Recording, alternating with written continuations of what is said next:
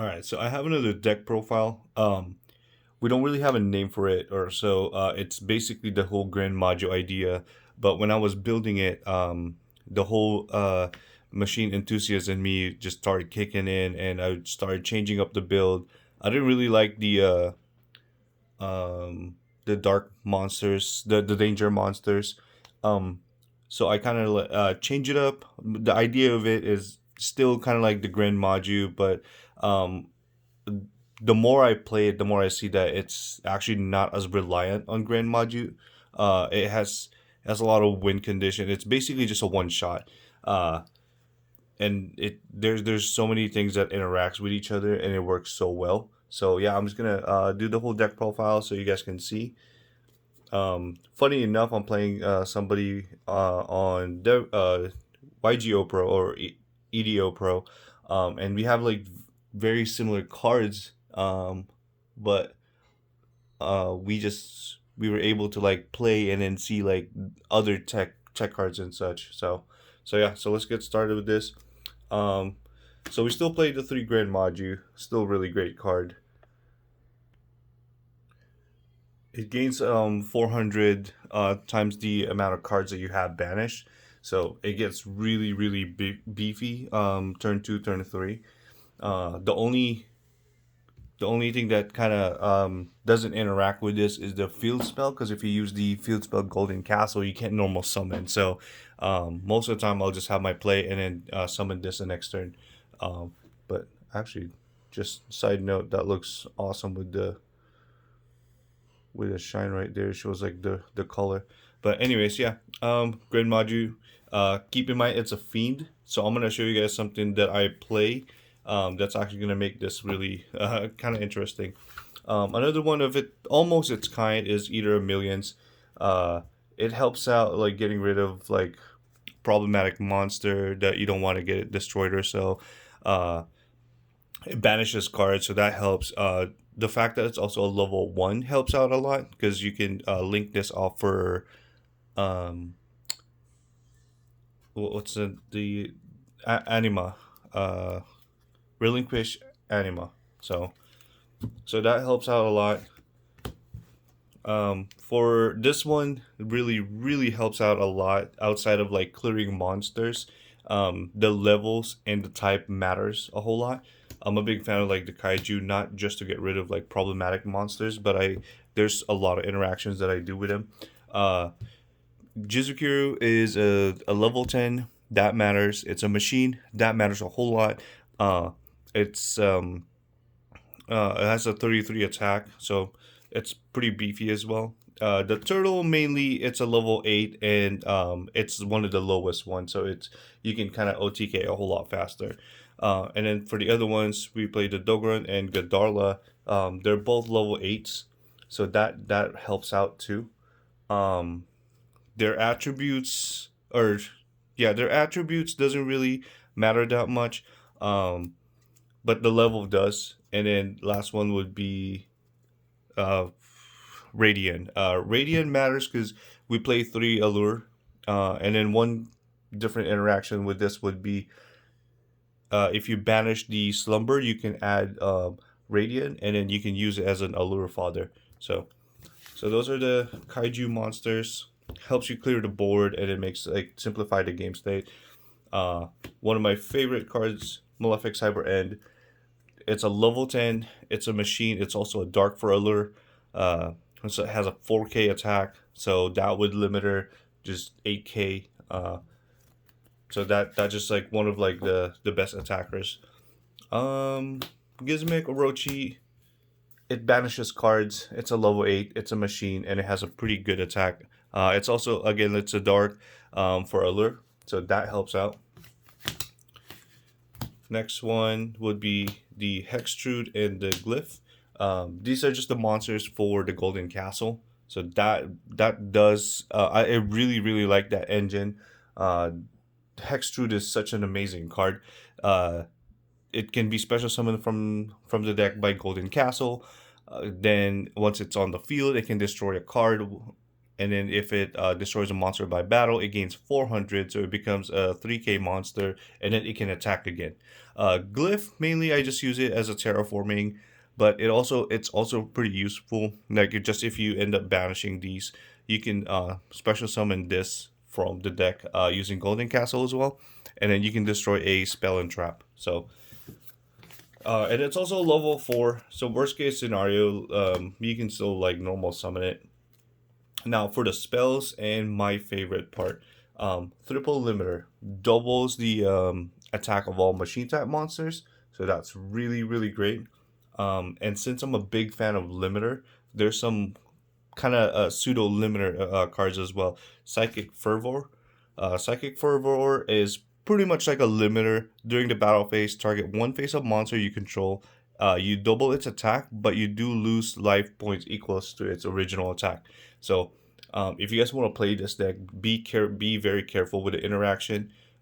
You always want to make this the last one to act that you activate, so it'll be the first one on the chain going backwards. Because if you make this the second or the last, then you'll take hit for like let's say a malefic cyber end, you'll take hit for 8k. Another one, so basically we're playing like 9 limiters in here. Concentrating current, in a way it's like a limiter, it just kind of boosts up the attack and it's a quick play. What this one does is that your monster gains attack equal to its defense. So in terms of gren maju, its attack and defense are the same. Most of your monster has a pretty high defense as well, so it gains a pretty good amount of attack. The only restriction with these two, or actually all three of them, have kind of like a side effect. Concentrating current, that monster is the only one who can attack, which in this case most of the time you just one shot with one monster anyways. Psychic Fervor, it cannot attack directly, so I'll show you guys one of the link monsters. It's actually underclock, and underclock and pentastag, so where you don't have to clear your opponent's board, you can attack and then still go for game. And then limiter, your monster dies in end phase. So most of the time, these things, as long as you play it right, it won't even matter. So those are your power attack spell cards. And then the engine, triple golden castle, and then the terraforming. This thing is pretty amazing. I like the interaction with these. And then it thins out the deck a whole lot faster as well, and it's such a great engine. It works well with all the other cards. Next up, so to make the deck faster and stronger, we use like the draw cards that actually help out the deck. So one of them would be Pot of Extravagance, because one, it banishes, two, it makes you draw 2 cards, so that gives you more of your extenders and then your combo pieces. Pot of Desires, I've always loved this card. It banishes 4 extra cards than Extravagance, and then you're still safe with the extra deck, so you can still play whatever you have in the extra deck. But both of them are really good, great draw cards. Allure of Darkness, I have a love-hate relationship with this thing. Every time I have a dark, it's something I really want to summon, or it's something I would end up needing. Or if I have Allure of Darkness, most of the time I don't even have any dark monsters at all. But I get greedy, I activate it, and end up discarding my hand, which is the wrong play, obviously. But like I said, I just have a love-hate relationship with this. Sometimes it just doesn't really work for me, but it's a good card. In theory, it should definitely work a whole lot better, just because Slumber also adds you the Radiant. So, and then last draw card is Trade In. This is still kind of iffy. There's the level 8 monsters, and this is kind of like saying I'm trying to correct a hand that's already bad. So I don't necessarily like it, but it's still a draw. The only good card to use trade in with is the Gizmek, because it still comes back. I don't really want to trade in the kaiju level 8s and Hextrude, because Hextrude you can still normal summon if you have Golden Castle. So yeah, I might replace this with another Gizmek monster. I believe its name is Gizmek Orogu or something. It's the dragon one. It's because it's a machine level 10, so that has synergy. Monster Reborn, it helps out to extend, and then last will be the triple kaiju slumber. it clears out the field. You can get a another monster that's either level 8 or level 10, so you can do your plays. Level 8 mainly you can have Dingirsu, which is a machine. You can limiter it, or you can go with the train extra deck engine, so you can go for game a whole lot faster too. So that looks really awesome, like with the light. All right, so yeah, that's the main deck. The main focus of the deck is just to clear board, go for game, just one shotting your opponent, and then for the extra deck, triple underclock taker. So this is the most important one because whatever monster your opponent brings out, as long as you can do your play, you can bring it down to 0. I don't think I've had like any other monster that has super high attack that I couldn't bring down to 0, because most of your monsters are super high as well. So this can definitely put your opponent's monster to 0. Next up is reprodocus. This is a pretty cool interaction because gren, maju, hex, trude. There's other monsters there in there that's non-machine type, and then you end up having limiter. So what you can do is make reprodocus, make it pointing it to gren, maju, and then if you make gren, maju a machine monster, it's most of the time it's already beefy enough for a game. But if you need extra damage and you need to make sure you can get that one shot, you just make gren, maju a machine and attack for game. So there's those.